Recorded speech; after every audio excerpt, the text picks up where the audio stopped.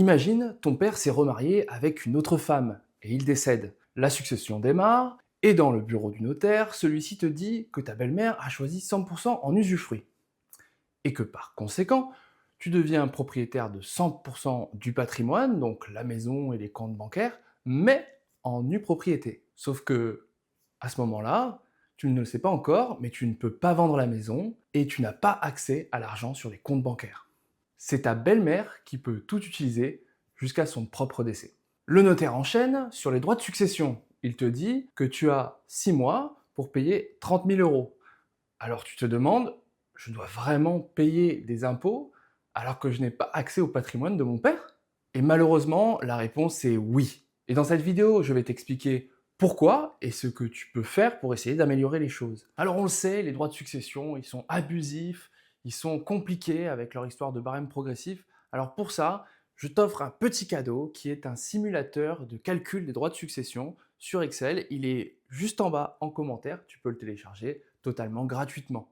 Moi c'est Joachim, bienvenue sur Patrimoine Facile. Je vulgarise tout ce qui touche à l'héritage et à la succession parce que j'ai vécu de près à quel point ces sujets peuvent être douloureux. Alors qu'est-ce que l'usufruit et pourquoi ça crée ce problème? Tout commence avec la donation au dernier vivant. C'est un mécanisme très courant qui permet au conjoint survivant, issu d'un second mariage par exemple, d'avoir plus de droits que ce que la loi lui accorde par défaut, notamment dans le cas d'une famille recomposée. Au décès, le conjoint survivant peut donc choisir entre deux options. Et l'une de ces options, qui est souvent choisie pour rester dans le logement sans contrainte, c'est l'usufruit total sur la succession. Donc ce conjoint, il va garder l'usage de tout, la maison, les comptes, les placements, jusqu'à son propre décès. Et pour rappel, quand quelqu'un décède, ces biens ne se transmettent pas toujours en pleine propriété. Ils peuvent être démembrés, c'est-à-dire divisés entre deux droits distincts. D'un côté, vous avez donc l'usufruit, qui a le droit d'utiliser le bien et d'en percevoir les revenus. C'est le conjoint marié survivant qui l'obtient le plus souvent. Et de l'autre côté, la nue propriété, c'est le droit d'être propriétaire du bien sur le papier, mais sans le pouvoir de l'utiliser ni de le vendre seul. Et c'est toi, l'enfant, qui l'obtient le plus souvent. Et c'est là que la situation devient compliquée humainement, parce que le droit protège le conjoint survivant, mais les enfants nus propriétaires se retrouvent à financer cette protection de leur poche, et immédiatement. Et voilà le piège fiscal au moment du décès. Les droits de succession sont calculés sur la valeur de la nue propriété, pas sur la pleine propriété, donc c'est déjà bien, mais c'est quand même une valeur significative. Et toi, tu dois payer ces droits, maintenant, même si tu n'as accès aux biens que dans 10, 20 ou 30 ans. Et sur le compte bancaire, c'est encore pire, car le conjoint survivant peut dépenser tout l'argent, et toi, tu paieras des droits sur un capital que tu ne reverras peut-être jamais. La question qui se pose immédiatement, c'est quelle valeur exactement tu dois payer. Donc le fisc utilise un barème fiscal basé sur l'âge de l'usufruitier au moment du décès pour ça. Plus l'usufruitier est jeune, et plus l'usufruit vaut cher. Mais plus il est âgé, et plus la nue propriété représente une part importante de la valeur totale. Donc prenons un exemple. Si la belle-mère mariée à ton père a 69 ans et que la maison vaut 400 000 euros, tu payes des droits de succession sur 60% de 400 000 euros, donc 240 000 euros. Et tu as un abattement parent vers enfant de 100 000 euros. Donc tu vas être taxé sur les 140 000 euros. Sur 140 000 euros, eh bien ça va faire 26 190 euros selon le barème progressif. Et pour les comptes bancaires, attention, c'est le même principe, mais en pire. Car là, c'est un quasi-usufruit qui s'applique. L'usufruitier peut en effet utiliser l'argent librement, et toi, tu payes des droits sur les valeurs des comptes au moment du décès. Mais cet argent peut avoir disparu d'ici à ce que tu en hérites réellement. Par exemple, si ton père avait 100 000 euros en cash sur son compte en banque, le montant est ajouté au patrimoine global et fait aussi partie des droits de succession. Donc si on fait le calcul en reprenant la maison, tout à l'heure 240 000 euros pour la maison, plus 60% de 100 000 euros qui font 60 000 euros, au total ça fait une base taxable de 300 000 euros.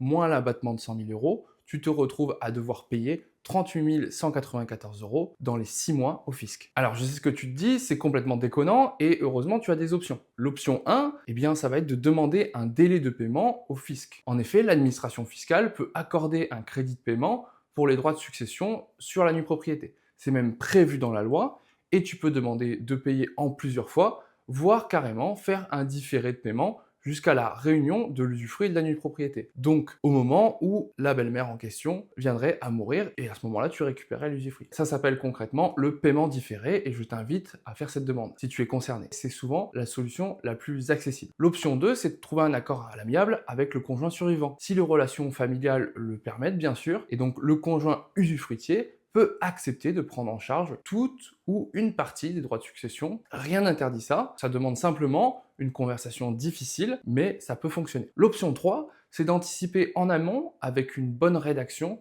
de la donation entre époux. Si actuellement vous êtes en train de préparer une succession ou que toi-même tu cherches à conseiller tes parents, eh bien une donation entre époux bien rédigée peut prévoir des clauses qui limitent l'impact sur les enfants. Par exemple, limiter l'usufruit au logement principal uniquement et laisser les comptes en pleine propriété aux enfants. Pour le mettre en place, il faut avoir une conversation avec le notaire avant le décès. Enfin, le bonus, c'est que, on l'a vu, il existe un risque sur les actifs financiers, car le conjoint survivant peut dépenser librement les sommes.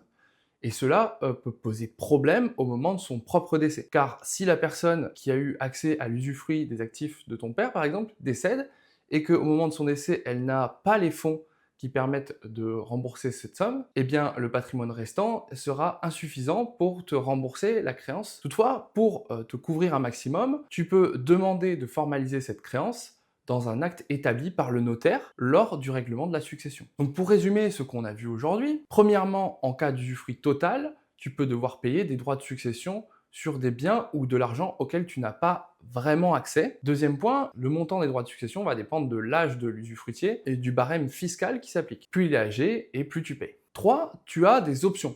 Donc la plus intéressante, c'est le paiement différé ou encore faire un accord à l'amiable. Mais le mieux, c'est avant tout d'anticiper un maximum en amont avec une bonne rédaction de la donation entre époux et éventuellement un cantonnement uniquement sur l'usufruit de la maison principale. Si tu regardes cette vidéo, c'est probablement que tu es dans cette situation-là et que tu cherches des solutions. J'espère avoir pu t'aider à travers cette vidéo et je t'encourage vivement à prendre rendez-vous avec ton notaire pour mettre en place le paiement différé. Donc si cette vidéo t'a aidé à comprendre, like et abonne-toi. Il y a encore beaucoup d'autres pièges comme celui-ci que j'ai prévu d'expliquer sur cette chaîne. À bientôt.